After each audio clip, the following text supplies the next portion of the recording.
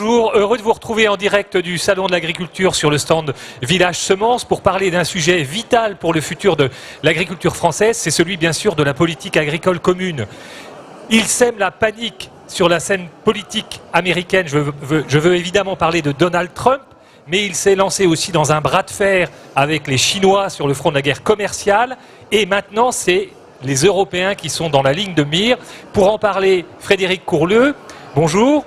Bonjour Patrice Moyon.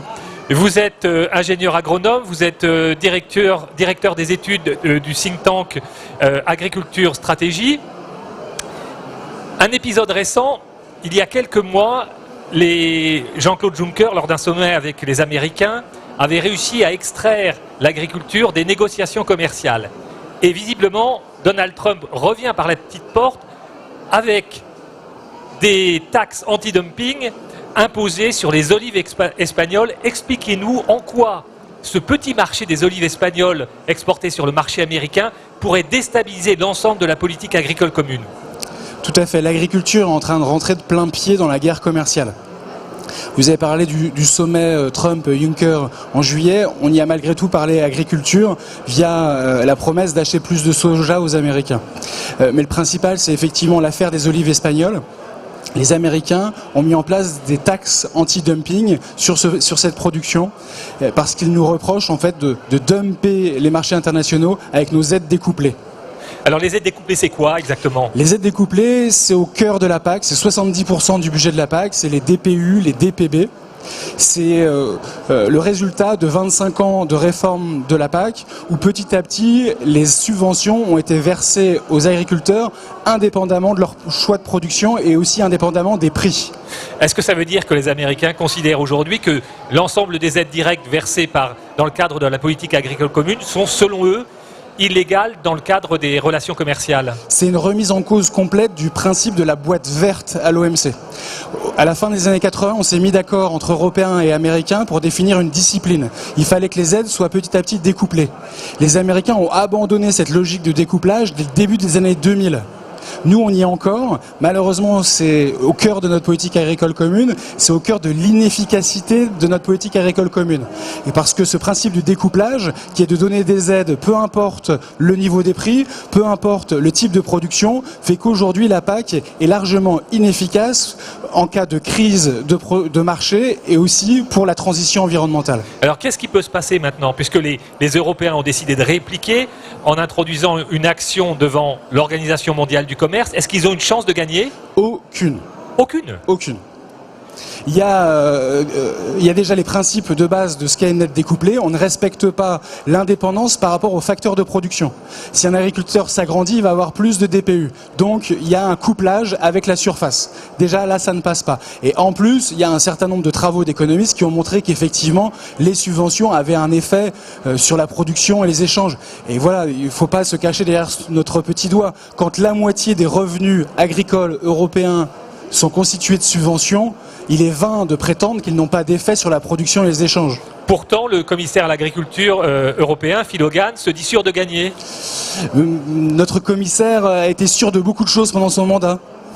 Et si les Européens perdent dans le cadre de l'OMC, est-ce que ça veut dire que patatras, il faut repenser l'ensemble des dispositifs de la politique agricole commune? Je pense qu'il ne faut pas attendre d'avoir perdu. Il faut anticiper dès maintenant un nouveau logiciel, une nouvelle trajectoire de réforme de la PAC. Celle qu'on connaît depuis 25 ans en fait s'inscrivent toutes dans la même logique. Il faut sortir de cette logique-là qui n'est pas bonne, y compris pour nos agriculteurs, pour nos agricultures européennes. Donc quelque part, l'attaque de Trump peut être une chance pour l'agriculture européenne si ça lui permet de sortir de l'inertie actuelle. Même si c'est un sujet un peu technique et complexe, est-ce qu'il faudrait qu'il soit inscrit finalement à l'agenda de ces prochaines élections européennes dans quelques semaines? Bien sûr, bien sûr. Alors, effectivement, c'est un sujet très très technique. On travaille beaucoup à Agriculture Stratégie pour informer sur ce sujet-là différents candidats aux élections européennes. Il faut effectivement que l'agriculture soit un peu plus au cœur du débat pour les élections européennes. Alors, toujours dans l'actualité, les sucriers français et européens préparaient justement la fin des quotas qui les protégeaient des marchés mondiaux. Ils se disaient prêts, ils avaient lancé un programme de recherche et puis là encore, patatras, les prix s'effondrent, des sucreries en France, notamment dans le Calvados, sont menacées de fermeture. Là encore, qu'est-ce qui s'est passé? Est-ce qu'on n'a pas su tirer les leçons de la crise du lait? Tout à fait. On est sorti des quotas laitiers en 2015. On a vu la crise qui s'en est suivie. Sur le secteur sucrier, c'est la même chose. Les quotas sucriers ont été arrêtés en 2017.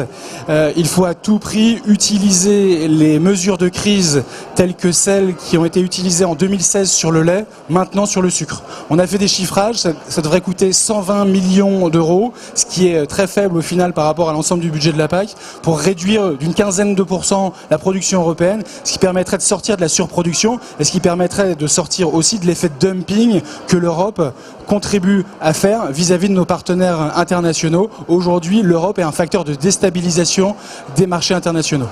Est-ce que la Commission européenne est prête à se lancer dans une justement limitation de la production? On se souvient que pour le lait, elle avait tardé à réagir. Tout à fait. Pour le lait, ça avait été très long. Là, en ce moment, on tombe à la fin du mandat, donc ça va être difficile d'agir, mais c'est possible. On voit quand la décision politique a été prise sur le lait, ça a été très très vite. Et simplement, l'annonce d'une mesure peut avoir un effet bien avant que les aides n'arrivent chez les agriculteurs, aides en compensation d'une baisse de la production. Sur le lait, on avait mis en place cette disposition, donc baisser de 2,8% de la production pour faire remonter les prix. Ça avait marché, ça avait été efficace. Malheureusement, on aurait pu le faire un peu plus tôt. Ça aurait évité d'accumuler des stocks de poudre dont après on a eu du mal à se défaire. Dernière question, est-ce que l'Europe a besoin de continuer à avoir une politique agricole commune ? Bien sûr, la politique agricole commune est au cœur du projet européen depuis le début de la construction européenne. Il faut à tout prix pouvoir retrouver un sens à la PAC, lui donner une efficacité pour redonner du baume au cœur au projet européen. C'est ça l'enjeu des prochaines élections européennes. Frédéric Courleux, merci. Merci.